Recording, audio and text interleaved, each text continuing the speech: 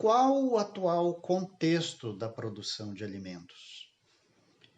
Hoje, nós ainda estamos num processo de crescimento demográfico no mundo e esse crescimento ele está estreitamente relacionado com a produção e com a oferta de alimentos.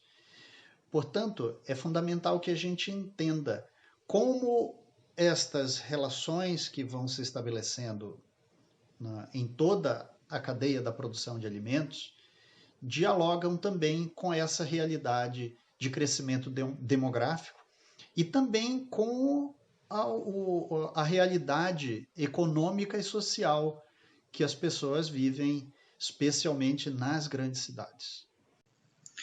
Quando nós falamos da produção de alimentos, é claro que nós devemos contextualizar essa produção de alimentos para ter um entendimento mais amplo do que significa isso. E óbvio que isso diz respeito a uma demanda, que pode ser uma demanda local, regional, nacional ou até mesmo uma demanda mundial. O retrato demográfico do mundo aponta que em 2050, em todo o planeta, nós seremos em torno de 9 a 9,5 bilhões de pessoas. E numa expectativa um pouco mais pessimista, algo em torno de 10 bilhões de pessoas. Esse crescimento demográfico, ele já começa a mostrar sinais de desaceleração. Até mesmo porque um dos indicadores que colaboram para que esse crescimento demográfico se estabilize é o fato de que muitas comunidades hoje já se estabilizaram de um ponto de vista socioeconômico e, portanto, as taxas de natalidade caem. E nisso há uma relação direta entre o fato de que pessoas em melhor condição socioeconômica, pessoas que tiveram mais tempo de letramento escolar e que, portanto, são pessoas esclarecidas e com renda, optam por ter menos filhos. E um retrato bastante interessante é o quanto no mundo começa a haver um fenômeno que é único na história humana, que é o fato de que a população urbana supera em número a população rural. E aí duas considerações importantes a fazer isso. A primeira é, olhando de um ponto de vista negativo e vendo nessa migração da população do campo para a cidade como a falta de alternativa de crescimento do ponto de vista da renda, do crescimento do ponto de vista do acesso a bens e serviços, da oferta de serviços de saúde. Então, olhando por esse lado, é bastante negativo se esse fenômeno ocorre mediante estas variáveis. Olhando de uma maneira positiva, nós podemos encarar essa migração pela possibilidade de que muitas atividades agrícolas elas acabam não exigindo um quantitativo muito grande de pessoas, ou seja, menos pessoas são capazes de dar conta para a atividade agrícola e as demais atividades rurais dentro de um determinado lugar e buscam outras atividades. Isso é algo que tem ocorrido ao longo da história humana e se acelerou no período na época da Revolução Industrial. Ou seja, o processo de industrialização ele mobiliza pessoas que abandonam a atividade agrícola, que acaba sendo uma atividade que, conforme os países vão enriquecendo, não demanda um grande número de pessoas, e essa atividade industrial, sim, ela mobiliza um número maior de pessoas. Não apenas isso, o fato de que as cidades também concentram uma grande variedade de produtos e serviços, nos quais as pessoas buscam isso como uma possibilidade de crescimento pessoal, de crescimento para a família e de e de expansão dos seus horizontes. Então, não há um retrato único desse crescimento demográfico no mundo. Até mesmo no Brasil, entre regiões, essa mudança do cenário entre uma população no campo e uma população que migra para as cidades, ela é heterogênea entre regiões. Sendo que no Brasil esse processo ele ocorreu de forma muito mais precoce. E ele ocorre a partir de meados da década de 60, no qual há essa virada entre o que é o quantitativo de pessoas morando no campo e o quantitativo de pessoas morando na cidade. Esse é um fenômeno muito parecido com o que ocorre nos Estados Unidos também, ou seja, a esmagadora maioria da população hoje norte-americana também vive nas cidades, então, guardadas as diferenças entre Brasil e Estados Unidos, é um retrato bastante semelhante. A diferença brutal é que os Estados Unidos se configuram como um país rico e industrializado, e no qual o Brasil ainda é um país em desenvolvimento e que, embora tenha uma economia forte, isso não se traduz em boas condições de renda para a maioria da população. Portanto, esse grande quantitativo populacional que mora nas cidades, lamentavelmente, não vive na melhor das condições. E, conforme a gente percebe aqui nessa tabela, a gente vai ver que quando olha para determinados estratos etários, como por exemplo aqui de 15 a 14 anos, de 25 até 54 anos, não, desculpem, de 0 a 14 anos, de 15 a 24 anos, há um valor aqui negativo, ou seja, o número de pessoas dentro desse extrato etário, ele decresceu, enquanto ele cresce em estratos etários superiores. E o que esse fenômeno para nós é importante? Sobretudo porque ele é maior nesses estratos etários aqui, acima de 60 anos, acima de 65 anos, 70, 75 anos, ou seja, há um evidente envelhecimento da população do mundo. O que vai demandar uma nova realidade sobre vários pontos de vista, sobre a maior pressão sobre os sistemas de saúde, sobre programas previdenciários, sobre também como as pessoas se alimentam. Essa idade ela vai demandar cuidados diferenciados do ponto de vista da alimentação.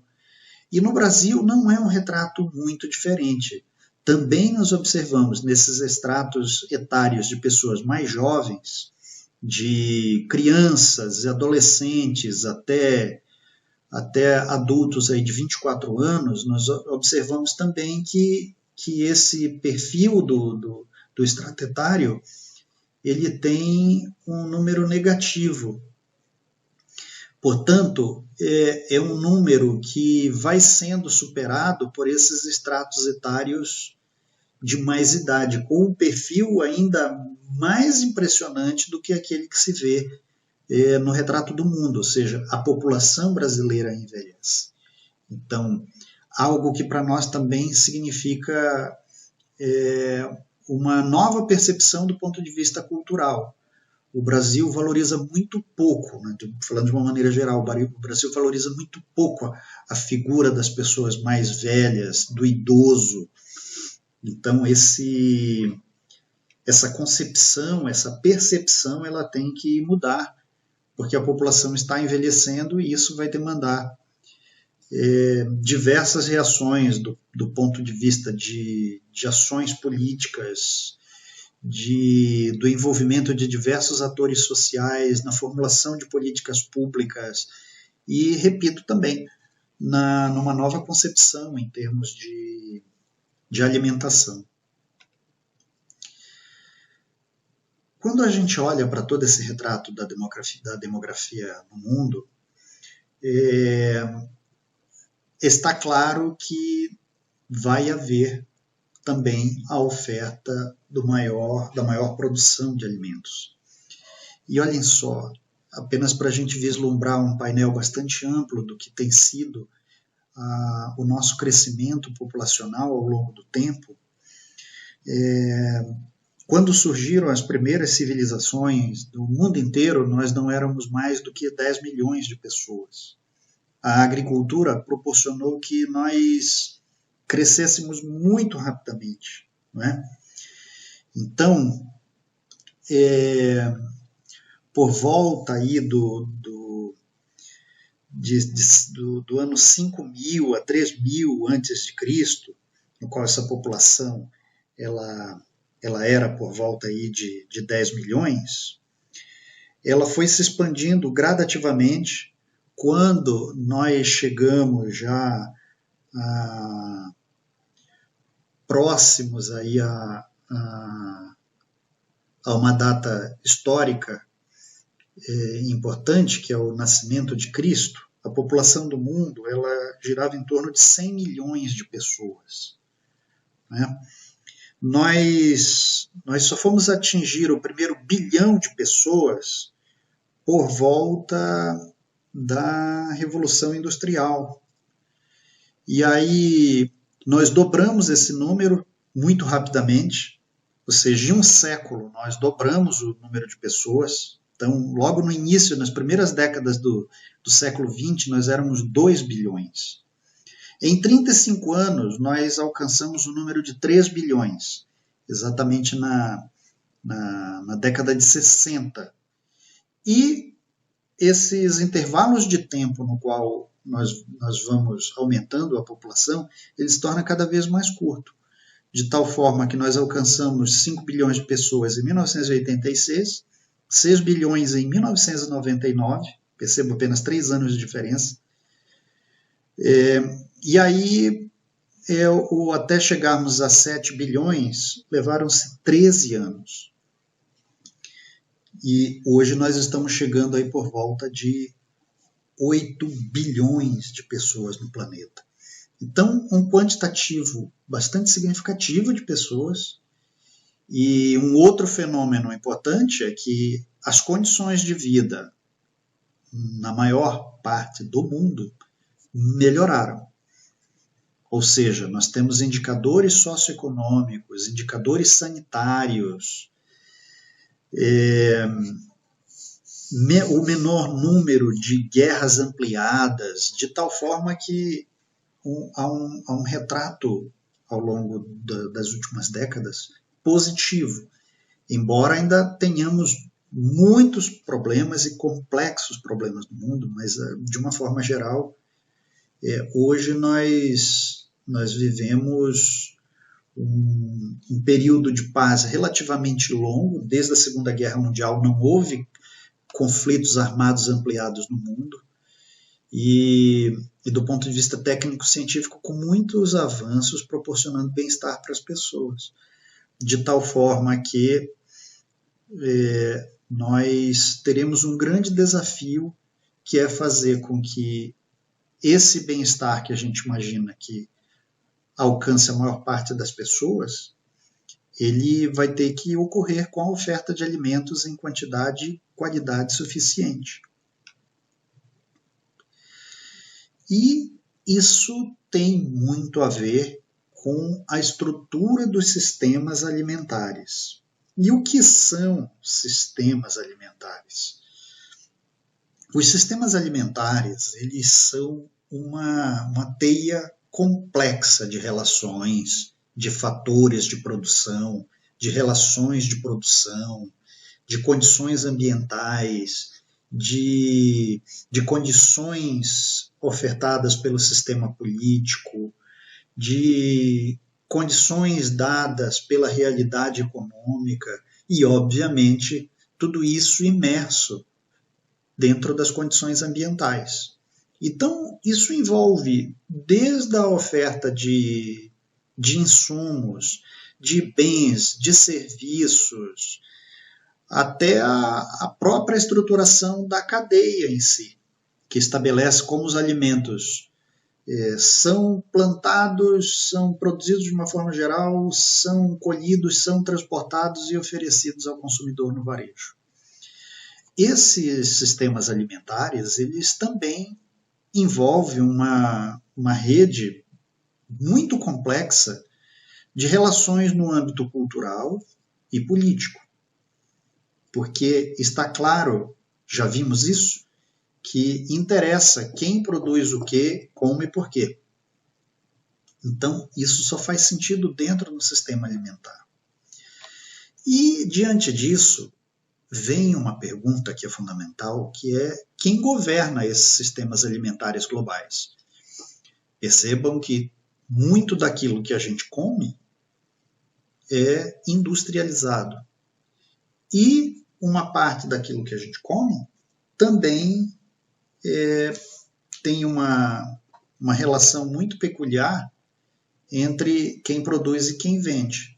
Estou falando aí de produtos que são mais saudáveis e mais acessíveis, produtos que a gente compra numa feira livre, por exemplo. Então são, neste caso aí, 2 exemplos de sistemas alimentares diferentes. Um sistema alimentar global que funciona à base de toda uma complexidade da rede desse sistema, né? Sobretudo industrial, e outra mais simples, com uma relação direta entre quem produz e quem consome.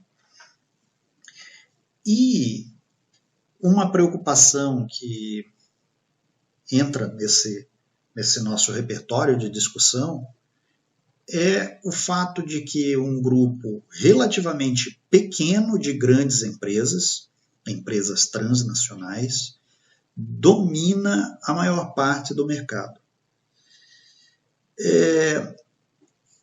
A questão relacionada a isso, e uma questão bastante complicada, é saber se os interesses destas grandes empresas, destas grandes marcas, se eles estão alinhados aos interesses nacionais dos países que comercializam esses produtos e se dentro destas nações, se os direitos do consumidor são respeitados. Ou seja, o direito que o consumidor tem de adquirir um produto que o alimente, mas que não apenas o alimente, que seja um alimento saudável. Então, hoje, a força, a potência destas grandes marcas, ela demanda essa importante indagação. Isso que nós consumimos, e sobretudo aquilo que nós consumimos que é um produto processado ou ultraprocessado, é saudável? Se é saudável, não há motivo para preocupação. Agora, o problema é que, infelizmente, a oferta de produtos processados e ultraprocessados tem crescido em paralelo com o surgimento de problemas de saúde. Obesidade, distúrbios cardiovasculares, algumas formas de câncer. Então, é bastante importante e é preciso ver com cuidado o quanto a alimentação e a má alimentação se relaciona a esses problemas sanitários. E, reconhecendo isso, o quanto estas grandes empresas devem ser responsabilizadas para ter como seu foco principal de preocupação não o lucro, mas a saúde das pessoas. Este artigo de Kelly Brownell e Kenneth Warner, da Universidade de Yale, pesquisadores da Universidade de Yale e da Universidade de Michigan, ele traz uma questão bastante interessante. Eles comparam o que é a chamada Big Food, que é essa mega indústria de alimentos com fortes interesses corporativos e econômicos, com o que foi o papel da indústria do tabaco décadas atrás. Se vocês não sabem dessa história, Vou explicar rapidamente. A indústria do tabaco desenvolveu várias pesquisas para saber o quanto o tabagismo prejudicava a saúde das pessoas que fumavam. E durante muito tempo esses estudos eles estiveram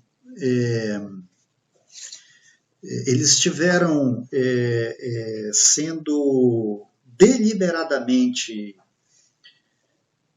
escondidos do grande público e da opinião pública, ou exatamente divulgavam o contrário, né, que o tabagismo não tinha nenhum efeito nocivo na saúde das pessoas, e depois se verificou que os dados que eles dispunham com essas pesquisas eram simplesmente impactantes, ou seja, o tabagismo não só era extremamente nocivo para a saúde das pessoas, gerava uma série de males, doenças cardiovasculares, câncer de pulmão, enfisema pulmonar, extremamente nocivo para mulheres grávidas também, né, o tabaco. E esses dados foram vazados para o público, né, por pessoas que trabalhavam na indústria e que corajosamente divulgaram isso. E aí Brownell e Warner, nesse artigo, eles comparam o que hoje está acontecendo com a chamada Big Food, ou seja, será que há hoje um conjunto formidável de pesquisas que apontam que determinados tipos de alimentos são nocivos e que causam mal a quem os consome? Então é bastante importante levar em consideração esse tipo de alerta para repensar a qualidade da alimentação das pessoas no mundo e propor um modelo de alimentação saudável.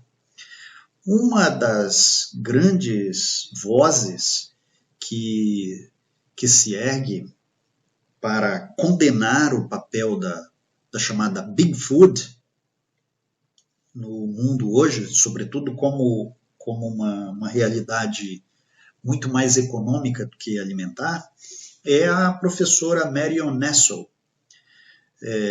Vejam que o sobrenome dela, Nestle, pelo menos graficamente, é muito parecido com a marca suíça Nestlé. Não tem absolutamente nada a ver.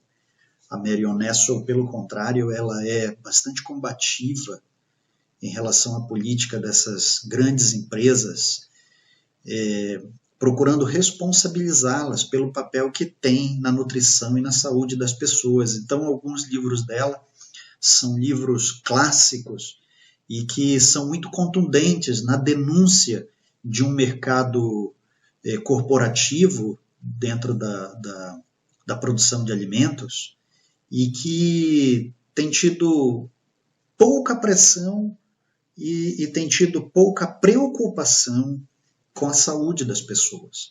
Então, What to Eat, quer dizer, o que comer, é um best-seller dela, internacional. Food Politics, também clássico para quem gosta de ler sobre produção de alimentos.